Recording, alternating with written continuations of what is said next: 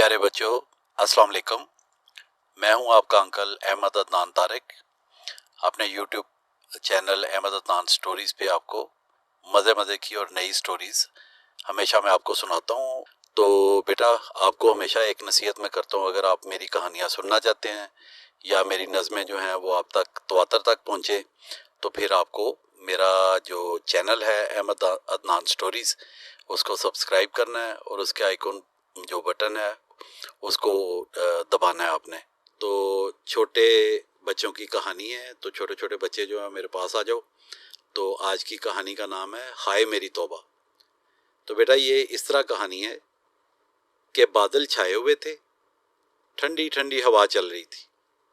अम्मा मुर्गी ने सोचा बच्चों को बाहर ले जाऊं, सैर कराऊं, बाग में जाकर बच्चे खुश होंगे। अम्मा मुर्गी ने तीनों बच्चों को आवाज़ दी। दो पीले थे, चिकने चिकने गोल गोल, तीसरा काला था, नाम भी कलवा था जैसे उसका रंग था। अम्मा मुर्गी ने बच्चों का नाम ले लेकर बुलाया, पीलू आओ, गुल्लू आओ, कलवा आओ, सैर करनी हो तो आ जाओ। तीनों चूजे इधर उधर टहलते फिर रहे थे। कभी कभी ज़मीन को रेतने लगते, कभी कोई कीड़ा मिल जाता तो उसे चट कर जाते। कीड़ा उनके लिए ऐसा ही है जैसे बच्चों के लिए बर्फी। अम्मा मुर्गी की आवाज़ सुनकर पीलू और गुल्लू तो जाने को तैयार हो गए, मगर कलवा किसी दूसरे ख्याल में था। वो सोच रहा था अकेले सैर करनी चाहिए, अम्मा के साथ जाने में मज़ा नहीं आता। पीलू और गुल्लू कहना मानते थे, कलवा शरीर था, उसे तो कीड़े चुन चुन कर खाने में मज़ा आता था। वो अपनी माँ का कहना नहीं मानता था, बस अपनी मर्जी पर चलता था।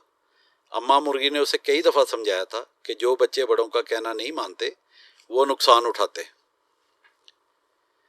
खैर, वो इतना बुरा भी नहीं था, बस यही खराबी थी उसमें कि कभी कभी अम्मा मुर्गी की बात सुनकर टाल देता, किसी और तरफ चला जाता। अम्मा मुर्गी के पास पीलू और गुल्लू पहुंच गए, कलवा नहीं गया। वो दिल में कहने लगा, लो जी लो, अम्मा के साथ जाने में क्या मज़ा है, वो सीधी सीधी चलती रहेंगी, मैं उनके पीछे पीछे चलता रहूँगा। ये कोई सैर हुई? सैर तो ये है कि मेरा जहाँ जी चाहे ठहरूं, जहाँ जी चाहे बैठूं। कलवा ने माँ के बुलाने की परवाह न की, भागा चला गया। खेत में जा घुसा। खेत में बहुत से दाने गिरे पड़े थे, उसने चुन चुन कर खाए। आहा हा हा हा, मज़ा आ गया। ये खेत कैसे अच्छे थे, यहाँ ना कीचड़ थी ना कांटे।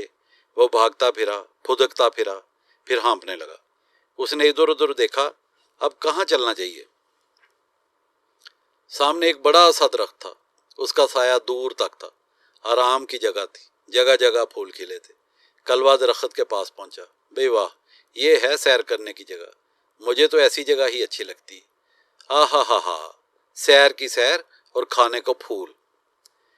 कलवा ने हर पौधे की जड़ में चोंच मारी, हर फूल पर चोंच मारी, जो नई चीज देखी उस पर चोंच मारी।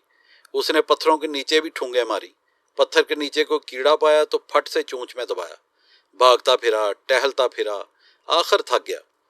प्यास लगी, सामने तालाब था। तालाब का पानी साफ सुथरा था। हमेशा बच्चों साफ सुथरा पानी पीना चाहिए, गंदा पानी पीने से बीमार हो जाते हैं। ये बात कलवा को उसकी अम्मी ने भी बताई थी। पानी पिया तो भूख लगी, जो कुछ खाया था हजम हो गया था। भाग दौड़ में खाना जल्दी हजम हो जाता है। अब कलवा को शहद की मक्खियों का छत्ता नजर आया। उसे क्या मालूम था कि यहाँ शहद की मक्खियाँ रहती हैं और वो बड़ी जालिम होती हैं, कोई उनके छत्ते को हाथ लगाए तो काट खाती हैं। कलवा ने छत्ते में ठूंग मारी। आह, ओह, उई! शहद के छत्ते से निकली मक्खियाँ, गुस्से में भरी हुई, बिन बिन करती हुई वो कलवा को लपट गई। किसी ने उसकी पीठ पर डंक मारा, किसी ने पेट पर काट खाया। कलवा बिलबिलाया, ये क्या आफत है। भागा वहां से सर पर पांव रख के, मगर भागे कहाँ, मक्खियां सर पर मौजूद थी। सारी सैर का मजा किरकिरा हो गया। कलवा की जान मुश्किल में फंस गई। कलवा रो रहा था, चीख रहा था, हाय मेरी तौबा, हाय मेरी तौबा, मगर शहद की मक्खियां उसका पीछा न छोड़ती थी। वो भागते भागते तालाब के पास आया और गड़प से उसमें कूद गया। इस तरह उसकी जान बची। जब वो पानी से निकला तो भीगा हुआ था, उसका सारा जिस्म सूज गया था। शहद की मक्खी के डंक मारने से बदन सूज जाता है। कलवा सूजा हुआ मुंह लेकर अम्मा मुर्गी के पास आया और खूब रोया। अम्मा मुर्गी को रहम आ गया, अब उसे क्या कहे। कहना ना मानने की सजा तो उसे मिल ही गई थी। अम्मा मुर्गी ने प्यार किया और कहा, बेटा, हमेशा बड़ों का कहा माना करो, नहीं तो ऐसे ही तकलीफ उठाओगे। कलवा अब बदल गया, अम्मा मुर्गी का कहना मानता है। جو بات وہ کہتی ہے وہی کرتا ہے، بڑا اچھا بچہ بن گیا۔ اب وہ اپنی بہن اور بھائی کے ساتھ ہی کھیلتا ہے، اکیلا سیر کرنے نہیں جاتا۔ اکیلے سیر کرنے میں مزہ تو ضرور آتا ہے، مگر تکلیف بھی اٹھانی پڑتی ہے۔ کلبہ کو تکلیف یاد ہے۔ تو پیارے بچوں، آپ کو سبق تو سمجھ آ ہی گیا کہ جو کلبہ کے ساتھ ہوا ہے، بس خیال کریں وہ آپ کے ساتھ نہ ہو۔ تو وہ اسی صورت میں ٹھیک ہے کہ اگر آپ اپنے ماں باپ کا کہنا مانتے ہیں۔ شکریہ۔